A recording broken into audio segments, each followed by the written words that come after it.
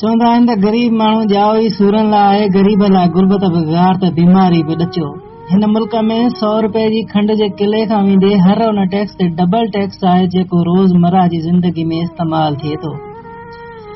पर अफ़सोस एॾियूं ॻरियूं टैक्सूं ढलूं वठंदे बि नाकारा समाज जी नाकारा हुकूमत खेसि को बि रिलीफ न ॾेई सघी आहे। उनजो वॾो सबबु करप्शन, समाजी बेअसी ऐं गैर इंसानी रवैया आहिनि।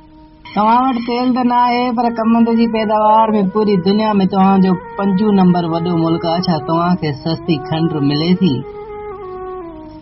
तव्हां वटि तेल त न आहे पर कणक जी पैदावार में तव्हांजो मुल्क दुनिया में 8 नंबर ते आहे। छा ग़रीब माण्हू खे सस्ती मानी मिले थी?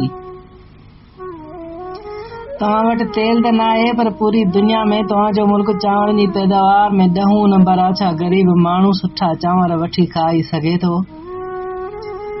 तव्हां वटि तेल त न आहे पर कपह पैदा करण वारो दुनिया जो 4थों वॾो मुल्क तव्हांजो आहे। छा ग़रीब माण्हू तन ढकण लाइ सुठा कपिड़ा वठी पाए सघे थो?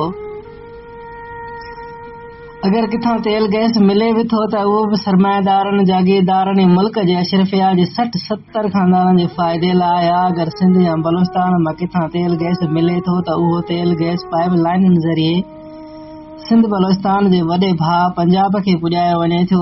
तेल गैस पंजाब लाइ, नौकरियूं पंजाबियुनि लाइ। तव्हांखे छा थो मिले? सिंध खे छा मिलियो आहे? अगरि सिंध खे कुझु मिले बि थो त उहो सिर्फ़ कंपनियुनि मां लॻल निकिरंदड़ कारो धुओं, जंहिंमां केतिरियूं बीमारियूं फैलिजी केतिरा ई माण्हू बीमार थी विया, पर मिलियो वरी बि कुझु कोन। अगरि दुनिया जे कंहिं बि मुल्क तरक़ी कई आहे त उहो तेल ऐं गैस सां नाहे कई, बल्कि अदल ऐं इंसाफ़ सां कई आहे, पंहिंजे वसाइलनि जे मुनसिफ़ाना विर्छ ते कई आहे। पाण किथे बीठल आहियूं, दुनिया किथे आहे, इन ते थोरो न पर घणो सोचियो।